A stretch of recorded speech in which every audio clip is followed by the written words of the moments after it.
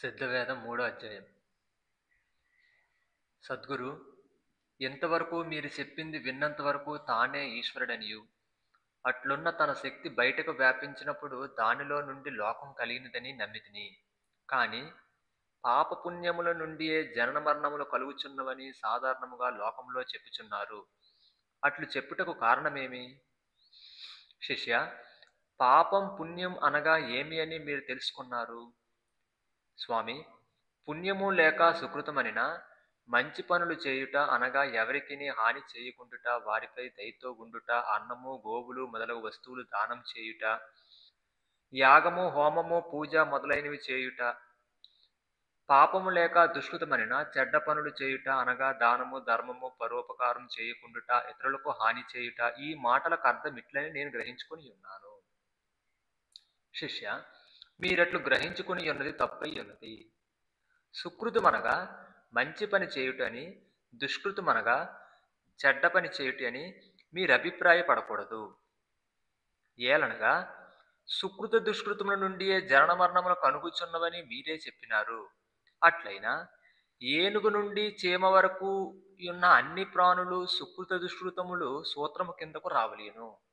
ఇందులో ఏవి దుష్కృతము నుండి జనించినవో చెప్పగలరా? స్వామి, మనుష్యులమైన మన అందరము సుకృతం వలన జన్మించితిమి, మిగిలినవన్నీ దుష్కృతం వలన జన్మించితివి. శిష్య, మనుష్యులని చెప్పబడు మనము మనుష్యులమై జన్మించుటకు సుకృతం చేసినది ఎప్పుడు? ఏనుగు మొదలు చీమ వరకు ఉన్న ఇతర జంతువులు ఆ ప్రకారముగా జనించుటకు దుష్కృతం చేసినది ఎప్పుడు? స్వామి, పూర్వజన్మలో.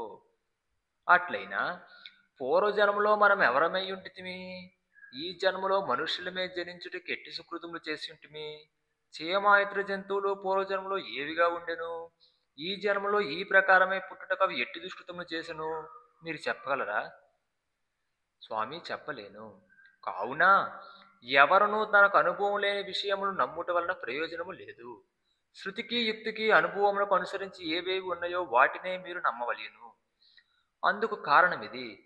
చీమ మొదలు మన వరకు గల ఏ సృష్టిలు మనం చూచుచున్నామో వినుచున్నామో తెలుసుకొనుచున్నామో అవన్నీ ఒకటే జీవుడై ఉన్నాడు. మనకి ప్రకారముగా కనబడుతున్న వ్యత్యాసం రూప వ్యత్యాసం మాత్రమే. తన జీవుడు బయటకు వ్యాపించి శక్తి అయినది. శక్తిలో తన జీవుడే అన్నిట్లో ప్రతిబింబించినది. ఆ ప్రతిబింబమే మనం చూచున్న ఈ లోకము. దీనిని గురించి తర్వాత వివరించి చెప్పెదను.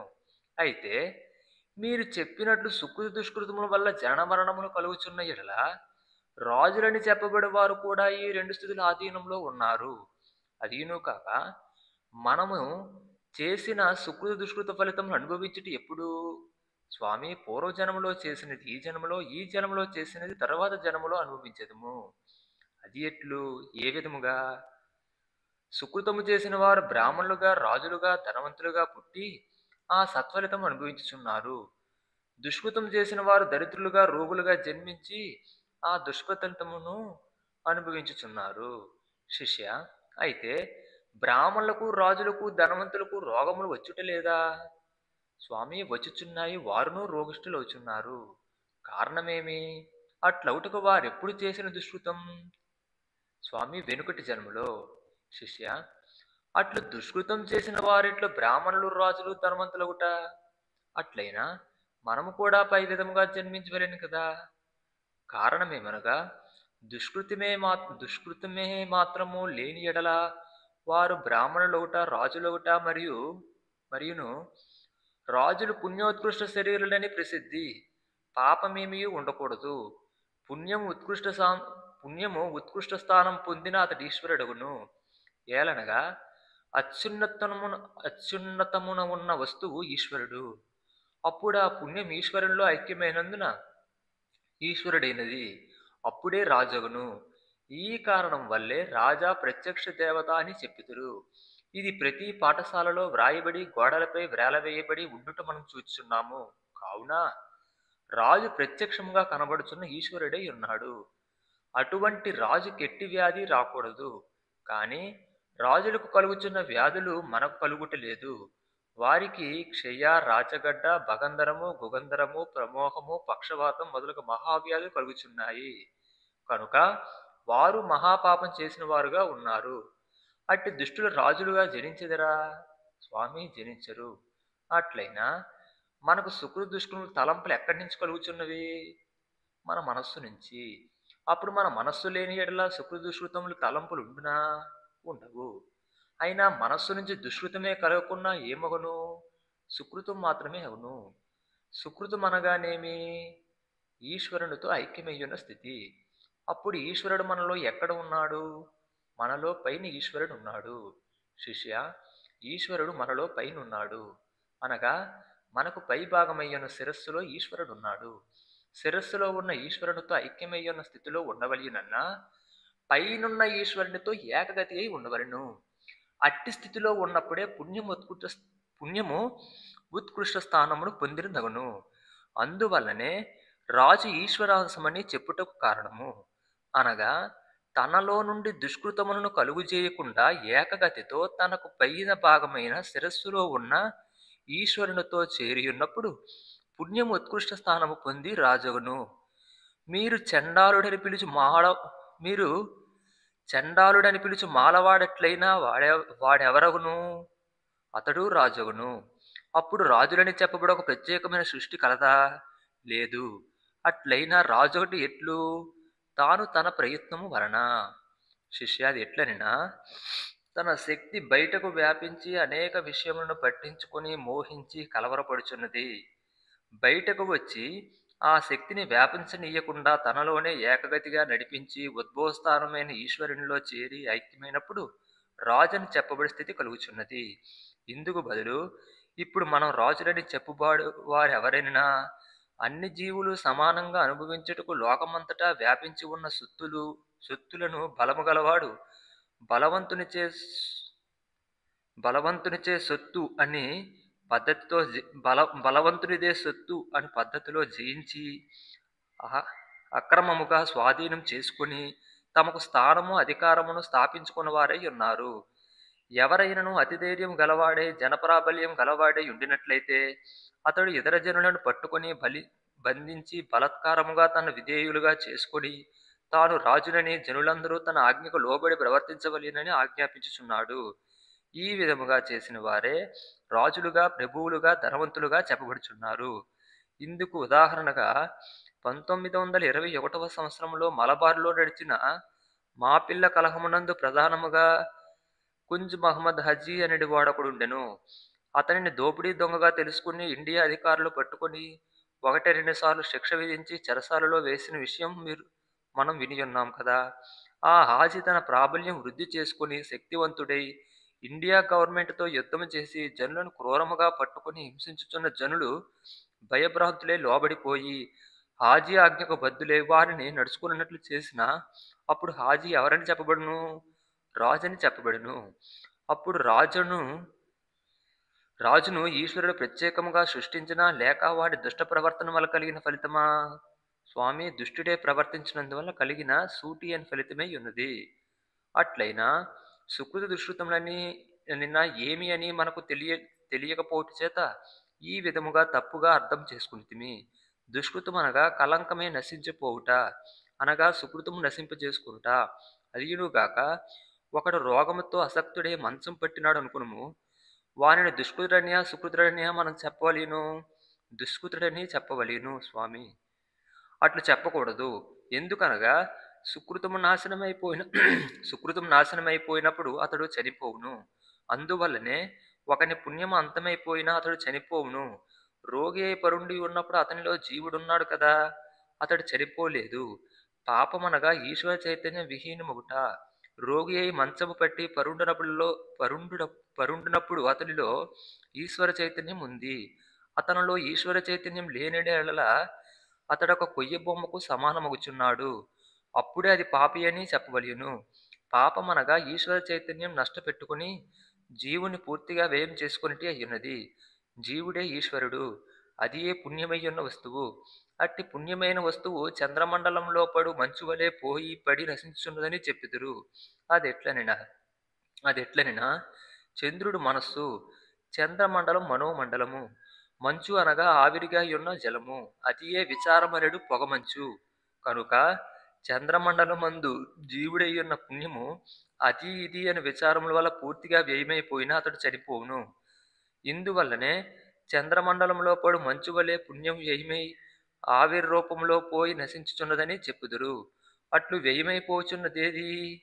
స్వామి జీవుడయ్యున్న పుణ్యమని తెలియచున్నది. శిష్య అట్లయినా ఆ పుణ్యము తనలో నుండి పూర్తిగా వ్యయమై పోయినప్పుడే చనిపోవుట. కావున పుణ్యమయ్యున్న ఒక వస్తువు మనలో ఉన్నదని స్పష్టమైనది. అదియే సుకృతమైన ధనము. అదియే పురుషార్థము. అనగా పురమున సుషుమ్నాలో ఉన్న అర్థము. పురమనగా మందిరము. అది ఈ జడము. సుషుమ్న అన్నది హృదయము. అర్థమనగా ధనము.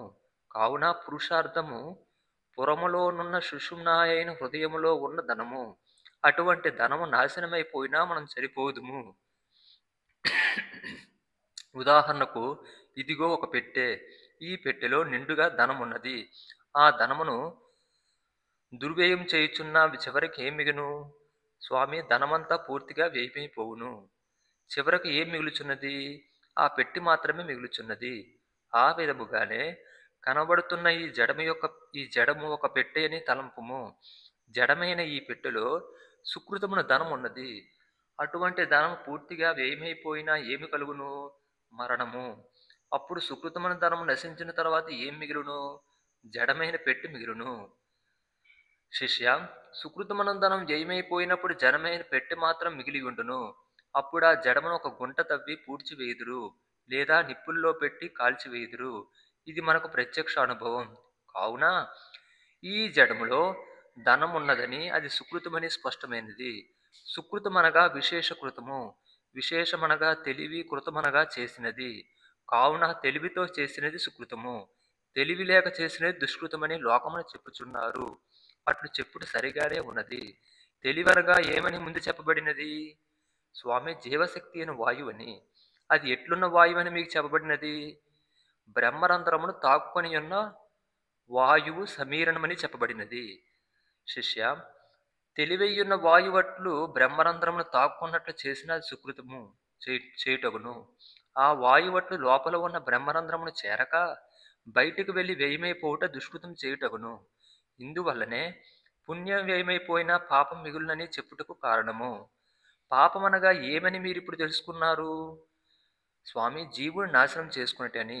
మీ జీవునిపై మీకు కారుణ్యం ఉన్నదా? స్వామి నాకు కారుణ్యం ఉన్నది. శిష్య అట్లు మీకు కారుణ్యం ఉన్నా మీరు చనిపోదురా? స్వామి అవును నేను చనిపోదును. శిష్య మీ జీవుడిపై మీకు కారుణ్యము ఎలా మీరు ఎందుకు చనిపోదురు? స్వామి నాకు అది అర్థం అవట్లేదు. అట్లయినా చెప్పేదని వినుము. మీ జీవునిపై మీకు కారుణ్యముని ఎడల మీ శక్తిని బయటకు విడిచి వ్యర్థం చేసుకొనక మీ లోపలనే నిలుపుకొని స్థాపించుకొని ఉందురు. అవును స్వామి ఆ విధముగా చేయవలెను. అట్లు చేసినా మీరు చనిపోదురా? లేదు ఆ విధముగా చేసినా నేను చనిపోవును. శిష్య అదీను గాక మీ జీవునిపై మీకు కారుణ్యం ఉన్న ఎడల ఇతరులకు ఎట్టి హాని చెయ్యలేరు. ఎప్పుడు తనకు తనపై కారుణ్యం ఉన్నదో అప్పుడు తానితరులకు హాని చెయ్యలేడు. తాను తన నుండి విడిచి బయటకు వెళ్ళడు. తనను విడిచి తాను బయటకు పోని ఎడల ఇతరులకు హాని చేయుటకు అవకాశం లేదు. అది ఎట్లనినా ఇదిగో ఇట్లూహింపుము. 2 అంతస్తుల మేడ. ఒక్కొక్క అంతస్తుకు ఒక గది ఉన్నది. పై అంతస్తు గదికి ఎక్కువ కిటికీలు ఉన్నవి. ఆ మేడ లోపలికి వెళ్ళి ప్రవేశ ద్వారం మూసి మేడపై అంతస్తుకు పోయి ఆ అంతస్తులో ఉన్న కిటికీల గుండా చూసినా బయట జరుగుచున్నవన్నీ మీరు చూడవచ్చును. కానీ పై అంతస్తు నుండి కిందకు దిగి బయటకు రాని ఎడల మీరెవరికైనా హాని చేయగలరా? చేయలేను. శిష్య మేడపై అంతస్తులో మీరున్నంతసేపు మీ చుట్టూను గల సమస్తము మీరు చూడగల స్థితిలో ఉన్నారు. ఆ ప్రకారముగానే తనలోనున్న జీవుడి కిందకు దిగి బయటకు వ్యాపించటం వలనే వివిధమైన హింసలను చేయుటకు అవకాశం కలిగినది. అట్టి జీవుని బయటకు పోనీయక తనలోనే పైభాగమును ఏకధ్యానంతో నిలుపుకొనిన ఎవరికి ఎట్టి హాని చెయ్యక అన్నయూ తెలుసుకునవచ్చును. అప్పుడే తన జీవునిపై తాను కారుణ్యంతో ఉండుట సాధ్యమగును. మన జీవునిపై మనం ఆ విధముగా కారుణ్యంతో లేము. అందువలన మన జీవుడు బయట అనేక విషయములలో చిక్కుకొని ముక్కు నోరు మొదలగు త్రోవల గుండా బాహ్యమునకు వెళ్ళి నశించిపోవచ్చున్నది. ఆ ప్రకారముగా నశించిపోవచ్చున్న స్థితియే పాపమనబడును. అనగా సుకృతమై లోపల ఉన్న జీవశక్తి అయిన వాయువు బయటకు ఉచ్ఛ్వాస నిశ్వాసముల ద్వారా దుష్కృతమై అంతమైపోచున్నది. ఉచ్ఛ్వాసం అనగా నోరు మొదలగు వాటి ద్వారా ఊపిరి లోపలికి తీసుకొనుట. నిశ్వాసం అనగా వాటి ద్వారా ఊపిరి బయటకు విడుచుట. ఈ ప్రకారము జీవుడు ఉచ్ఛ్వాస నిశ్వాసములు చేసి మన నుండి చివరికి నశించిపోయి మనం చనిపోవచ్చున్నాము. చనిపోవుట అనగా సత్తు పోవుట. అనగా సత్తయ్యున్న జీవుడు తనను తాను తెలుసుకొనక అది ఇది అని విచారముల వల్ల దుష్కృతమే నశించిపోవచ్చున్నది. ఇదియే పాపమనబడును. అట్లైనా మీ జీవుడిపై మీరు కారుణ్యంతో ఉన్నారా? లేను. మీ జీవునిపై మీరు కారుణ్యమున్న యెడల మీరు చనిపోవుదురా? చనిపోను. అప్పుడు మనం ఎందుకొరకు సుకృతం చేయవలెను? చనిపోవక యుండుటకు. ఒకడు చనిపోయిన ఆ శవముకు తెలివి గాని, జ్ఞాపకం గాని ఉండునా? ఆ పీనుకకు తెలివి గాని, జ్ఞాపకం గాని ఉండదు. ఎందుచేత? చనిపోయినందున. చనిపోయిన ఆ శవములో ఏమి లేదు? జీవశక్తి అయిన వాయువు. అప్పుడు మనల్ని రక్షించుకొని ఉన్నది ఎవరు? జీవశక్తి అయిన వాయువు. ఆ వాయువే ఈశ్వరుడని తెలుసుకొనుము. సమ